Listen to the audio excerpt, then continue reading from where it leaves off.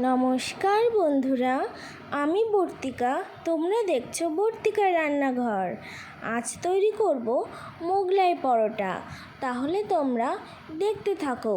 উপকরণে রয়েছে ময়দা, লবণ, সাদা তেল, ডুমো করে কেটে রাখা আলু, কাঁচা লঙ্কা, দুটো মিডিয়াম সাইজের পেঁয়াজ কুচি, রসুন, আদা কুচি, গোটা জিরে, লবণ, হলুদ, হিং, জিরে গুঁড়ো, ধনে গুঁড়ো, ধনে পাতা, সাদা তেল, পেঁয়াজ কুচি, একটা ছোট সাইজের ডিম, বাদাম, টোস্ট বিস্কুট, ব্রেডক্রাম্বসের জন্য। প্রথমেই মোগলাইয়ের ডোটা মেখে নেব। তার জন্য ময়দায় লবণ, তেল দিয়ে ভালো করে মাখিয়ে নিচ্ছি। অল্প অল্প জল দিয়ে এবার ডোটা বেশ ভালো করে মাখিয়ে নিতে হবে।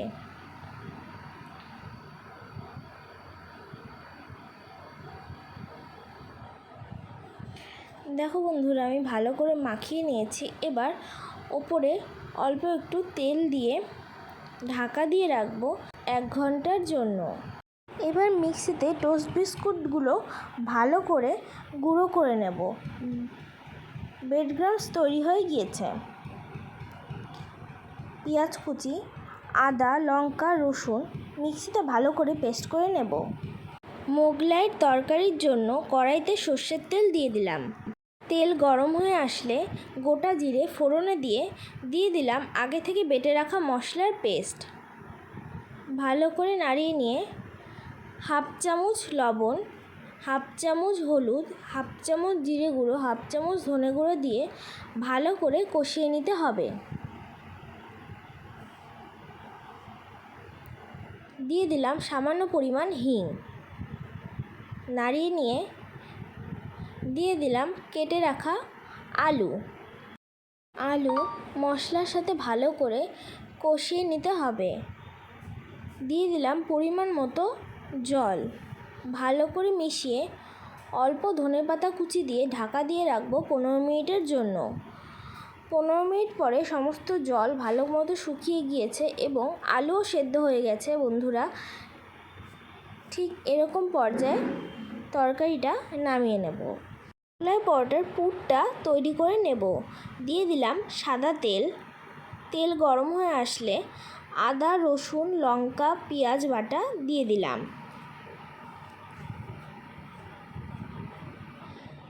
অল্প জিরে গুঁড়ো, অল্প ধনে গুঁড়ো দিয়ে দিলাম।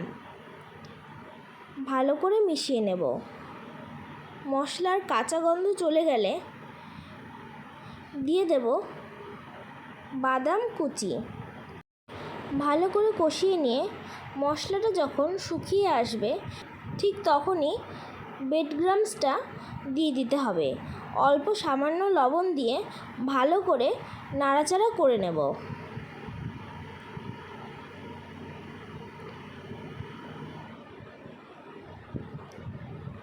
দেখো বন্ধুরা, মশলার সাথে বিস্কুটের গুঁড়োটা কত সুন্দর মিশে গেছে এবং একদম ঝুরঝুরে হয়ে গেছে। ঠিক এই অবস্থায় পুরটা নামিয়ে ঠান্ডা করে নেব। মশলাটা ঠান্ডা হয়ে গিয়েছে। এবার মশলার ভেতরে আমি 3টে ডিম ভেঙে দিয়ে দিলাম পেঁয়াজ কুচি, ধনেপাতা কুচি,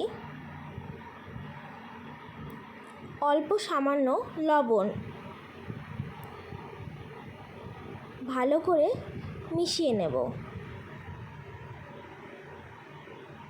খুব ভালো করে মিশিয়ে নিতে হবে।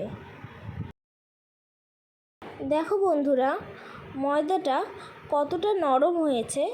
এবার লেচি করে নেব।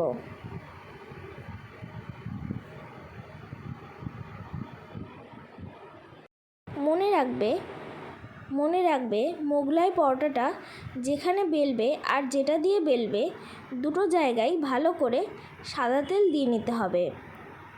লেচির ওপরেও আমি সাদা তেল দিয়ে নিলাম। এবার পরোটাটা বড় এবং পাতলা করে বেলে নেব।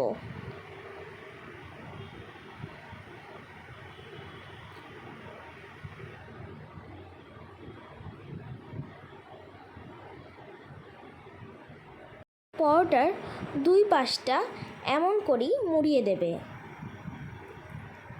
এবং মাঝখানে পুরটা ভালো করে ছড়িয়ে দিতে হবে চামচের সাহায্যে। এবার নিচের পাটটা মাঝ বরাবর দিয়ে মুড়িয়ে দেবে, ওপরের পাটটাও এমন করেই মুড়িয়ে দিতে হবে। তাহলেই আমাদের মোগলাই পরোটা ভাজার জন্য একদম তৈরি হয়ে যাবে।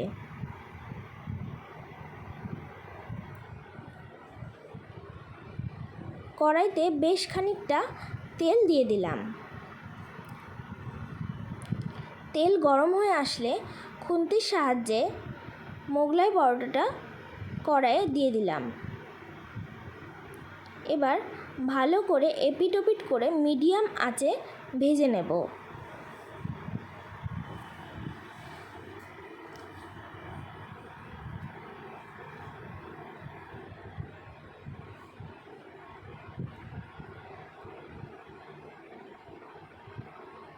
দেখো বন্ধুরা, কত সুন্দর ভাজা হয়ে গিয়েছে।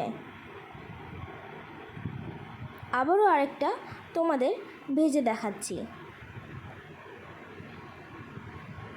দুটো মোগলাই পরোটাই আমি ভেজে নিয়েছি। এবার কেটে তোমাদের দেখাচ্ছি ভেতরটা কত সুন্দর কুকড হয়েছে এবং সব জায়গায় ডিমের পুরটা ছড়িয়ে গিয়েছে। দেখো, একদম তৈরি হয়ে গিয়েছে গরম গরম মোগলাই পরোটা আর তরকারি।